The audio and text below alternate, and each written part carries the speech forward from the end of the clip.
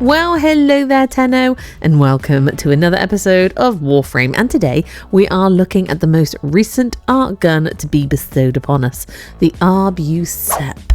But before we get into it, will you drop me a like, comment and or sub, for I dearly need your support, Tenno. Now onto the video.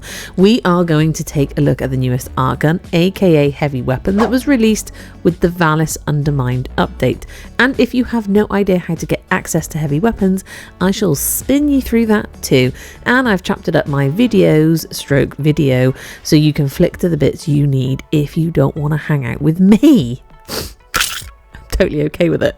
So this most recent gun, known as a heavy weapon, the Arbucep, is Noco's signature arc gun. The mushroom-shaped launcher simultaneously fires 6 rockets, one from each of the secondary elements, being blast, corrosive, gas, magnetic, radiation, and viral. In Noco's hands, it causes the stink brain and bright bonnet abilities to release their pulses when shot at. Multi-shot increases weapon damage instead of creating additional projectiles, and the damage bonus is multiplicative to other sources of damage. The Arbucep's main and component blueprints are acquired from the Deep Mine bounties. That's right, go and find Nightcap as an uncommon and rare drop. Access to this requires completion of the new war. Alternatively, Arbucep's blueprints can be purchased from Nightcap in Fortuna with Fergalite from the Deep Mine bounties. Each component blueprint requires 150 Fergalite, and the main blueprint requires 220, totaling 670 Fergalites for the whole set. What? Players must be rank 3 Seeker with Nightcap to purchase. No shizzle, Sherlock. Now I will be doing an overview to Archgun video soon, eventually, maybe, comparing them all and showing you which ones I prefer to use. But I must confess and be totally honest with you. Come closer. This is a secret. It's not. I rarely use them, and that is mainly because I have this chronic issue with my brain that once something is out of sight, it is literally out of my mind. So let us try and rectify that here, shall we? So this is the bit where I'm going to tell you how to use your Archguns as heavy weapons in normal missions. If you already know, feel free to skip on past. So you must have completed the Profit Taker Phase 3 heist. This is found on Fortuna in the back rooms. To obtain the segment, meaning you can apply the Archgun deployer to your gear wheel. And then to enable you to use your Archguns in normal missions as a heavy weapon, equip it as a heavy weapon in your arsenal. You must first install an Archwing catalyst, a silver potato, and then you must install a Gravimag. Now, you get 1 Gravimag per weapon, so you can only use it once per weapon, and you will receive a Gravimag after you've completed the Profit Taker Phase 3 heist. From then on, you must either buy the one-time use blueprints from the Tenno lab at your local friendly clan dojo, and you have to use things like repeller and Atmo systems, also got from the back rooms of Fortuna coincidentally, to build them, or you can buy one from the market for 20 plat if you're feeling generous. Then you make sure your Archgun deployer is installed on your gear wheel and that you've equipped one of your now unlocked Gravimagged up heavy weapon Archguns as your heavy weapons, and then you're good to go. Yeah, it's so not complicated, gosh. One thing to note before we get into it is when you use your Archguns in their normal setting, like Archwing missions, Railjack missions, on your Necromech in certain missions, the ammo will replenish automatically. However, when we deploy them as a heavy weapon and your Warframe's carrying them around, the ammo will diminish and not replenish itself. So you need ammo drops, or it'll just run out.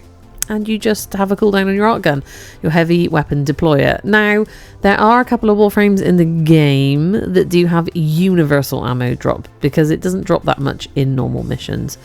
So we have to consider Lavos with his transmutation probe ability, and our beautiful Protea with her dispensary ability, which by the way is also her Helminthable ability, so you may add it to any other frame with a slightly diminished return, yes, of drops, but still very useful if you want to keep busting out your heavy weapon in normal missions and going to town on the enemies. So, is the newest edition any good? Well, it has a certain Larkspur vibe to it, as in we're using it kind of as a crowd control-ish mainly, And as they say in the bump, the unique trait is when Noko wields it, it basically causes more havoc once it bounces off his deployed mushrooms, which kind of implies they want you to use it more of a heavy weapon than an Archwing mission weapon. However, I used it as both. Oh yes. Now, in typical Coffee Barbarian style, I had no idea how to mod it, so I had a go and I looked at some Overframe builds, and the Overframe builds were so disparate. They were so different to each other, and they were all kind of arguing about whether it should be a status weapon. It has got really low crit chance and whatnot. So I tried a few different ideas. Now, the first thing that happened when I went onto Overframe is I realized I have a ton of mods missing. So I'm just going to take you over some of the status ones I had missing.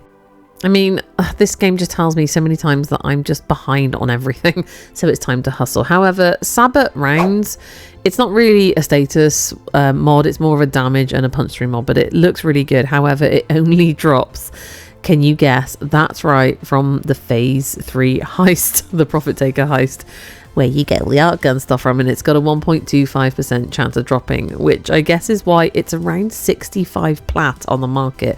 So although I am usually quite happy to buy things, that's where I draw the line. I'm not paying 60 odd plat for a mod, so I don't have that mod now. Okay, cool. And the other few mods I didn't have was Charged Bullets, and this annoyingly only drops from Fomorian Sabotage encounters. And if you don't know what those are, Fomorian Sabotage is a special Sabotage Alert variant that involves using Archwings to engage and destroy a Balor Fomorian before it reaches a relay and destroys it. So luckily enough, we just had one, I think, and I got it for 14 plat, so not too bad. Next up was Mark Target, 120% status chance when aiming. This also only drops from the Profit Taker heist Phase 3, but I got it for around, I think it was 20-25 plat from the market.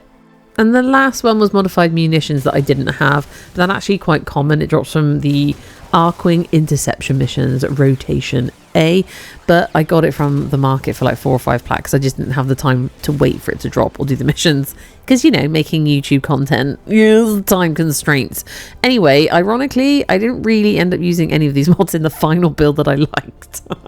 I trialed them because someone on Overframe was like, oh, it's a status beast, and although I'm sure it is, I couldn't make it work as I wanted to as a status beast, because yeah, I want to kill stuff. I don't want to just status them up. Do you know what I'm saying? So I'm not going to show you all the different iterations of the build. If you want to see the status beast, just shout me and I'll show it to you in the Discord. Come and join that, by the way. You're more than welcome. Links on my channel. But this was the final build I ended up really liking and using the most. And I've still got to do some work on it. As you can see, we're not fully formed. And I shoved secondary Innovate in it because it really did seem to deal some nice big final crits. And just primary Merciless. By the way, yeah, that's right. We can put arcanes on our Archguns now. Again, coming up in a separate video where we're talking all things Archguns. Anyway, so now I've got Corrosive in here, which I was very pleased with because it just seemed to work more. I wanted to be more immediate. So I'm in my Simulacrum. This is a Red Veil Simulacrum.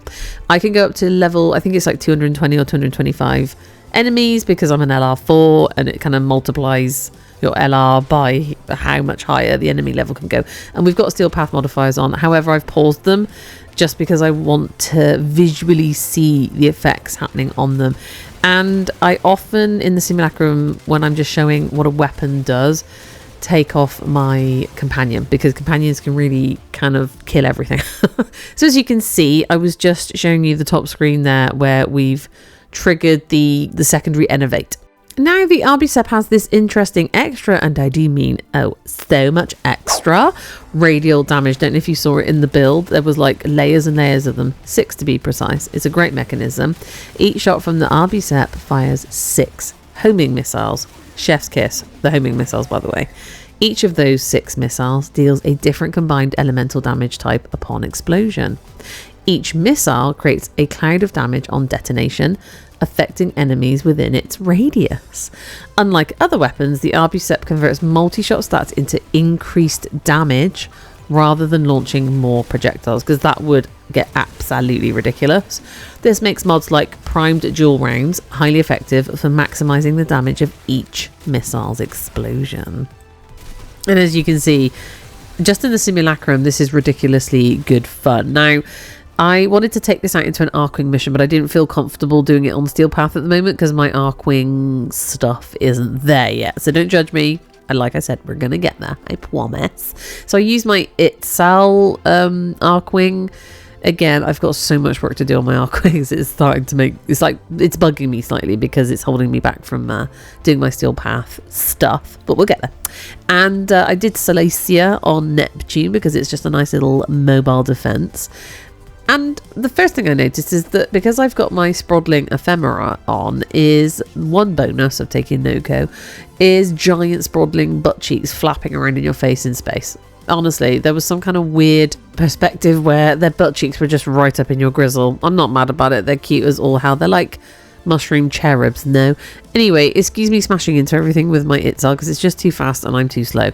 But, however, I soon realised with our beautiful mushroom Archgun, this homing missile shizzle makes life so much easier when you're doing these Archwing missions. Because it just, I mean, I'm sure, I know all the other Archguns have a place. I know they do. But when I don't have to really aim that much, that makes me very happy. I'm an AoE girl all the way through. Now, I do love my Mausolon. Don't get me wrong. I love a Larkspur Prime. Love them. There's so many areas that we can examine when we're looking at Archguns and Archwing weapons. But this one, I was actually really pleasantly surprised with. I was like, oh wow, it's actually doing really well. And then I realised I'm not on Steel Path. No matter, we'll get there. So I will show you Steel Path footage at some point. It's my goal, and I will do it like I do with everything else. I may moan and complain the whole time way through, but we'll get there together, kicking, screaming, very reluctantly. Okay, cool, and you're coming along for the ride. Anyway, so here we go. This is just us doing this mobile defense, and I immediately started to warm up to this weapon and started to feel like there's more to it, and I'm going to make sure I wring as much out of it as possible. And I'm also curious as to what other Archwing or Archgun mods I'm missing, because I have not focused in on this area of the game that much. I've always struggled with it, and it's probably because I haven't focused in on the mods. So I promise you that we're gonna start looking into it. There we go, big old mushroom ass in our face. Not mad about it. Keep it going. Anyway, let me know what you think. I'm going to keep this video as shortened to the point as I possibly can. My videos are never shortened to the point ever. Get used to it. Come and hang out with me. I'm needy, and I need you to watch my videos. I need you to hang out with me. I need you to come and join my Discord, watch my videos, and hang out with me, and join my Discord and watch my videos. Am I on a loop? Hello? Anyway, if I say it more than maybe 3 times, it's like the Beetlejuice effect, right? And you'll just appear in my YouTube comments saying, hey, I've watched your video 100 times because I love them and you're adorable. No? Okay. Anyway, that was a tumbleweed moment. Thank you. So I just wanted to say there's not much room for any more Noko content. No, there's loads of room. I actually really like Noko, and I kind of don't mind doing the bounties there. Mushroom ass. Sorry. And I love the Sprodlings. I will not accept any Sprodling slander. If you don't love the Sprodlings, then you are cold and dead inside. Okay, cool. Go and see your therapist. I'm joking. I'm your therapist. Come and see me. I'm at the Discords. Yeah, so come and find me. Don't ask me what's going on at the end of this video. I've completely lost my mind. It's late at night. I've been working all day. And I would love your support on my videos. Okay, thanks. Cool. Let me know what you think of the Arbucep. And I'm going to do a whole Archwing Archgun series. I don't know how long it'll go on for. If it gets 12 views, not very long. If it gets 12,000 views, quite some time. Anyway, my darlings, thank you so much for joining me. Let me know how you're getting on with this weapon and Noko and all the mushroom goodness. And yeah, I really do hope to see you again in the next one, no matter what it may be. Don't go anywhere. Come back. Where are you going? Don't run away. Anyway, see you in the next one. Love you. Bye.